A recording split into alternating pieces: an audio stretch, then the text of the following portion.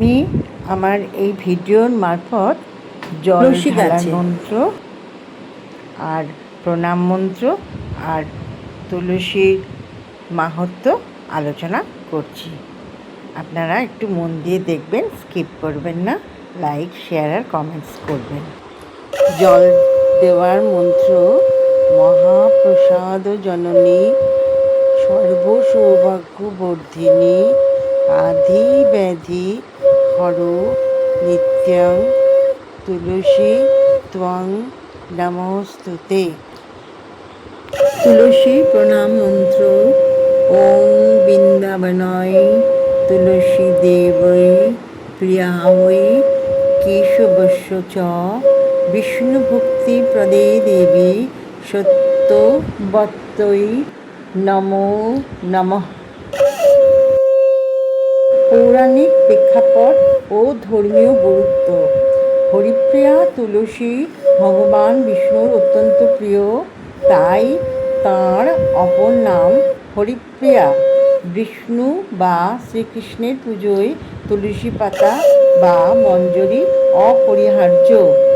লক্ষ্মীর রূপ: স্কন্দ ও ব্রহ্ম বৈবর্ত পুরাণ মতে দেবী লক্ষ্মী অভিশাপে পৃথিবীতে তুলসী উদ্ভিদে রূপান্তরিত হয়। তুলসীর নিয়মিত সেবা করলে গৃহে লক্ষ্মীর অধিষ্ঠান ঘটে।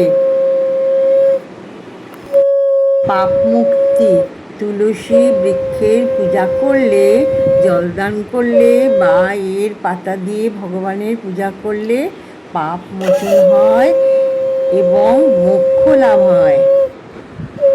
তুলসী কাঠের মালা ও জপ: তুলসী কাষ্ঠ নির্মিত মালা বিষ্ণু বা কৃষ্ণ ভক্তরা গলায় ধারণ করেন এবং এই কাঠের মালা দিয়ে হরিনাম জপ করা হয়, যা আধ্যাত্মিক উন্নতির সহায়ক।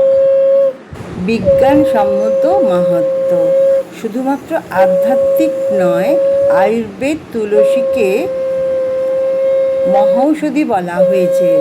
এর অ্যান্টিব্যাকটেরিয়াল এবং অ্যান্টিভাইরাস গুণাগুণ সর্দি, কাশি, জ্বর ও রোগ প্রতিরোধ ক্ষমতা বৃদ্ধিতে অত্যন্ত কার্যকর। আমার এই ভিডিওটা একটু মন দিয়ে দেখবেন, আর ভুল ত্রুটি থাকলে নিশ্চয়ই আমাকে কমেন্টসের মাধ্যমে জানাবেন। হ্যাঁ, আমি তো মানুষ, আমার তো ভুল ত্রুটি থাকতেই পারে। হ্যাঁ, কোনো ভুল ত্রুটি থাকলেই আমাকে ধরিয়ে দেবেন।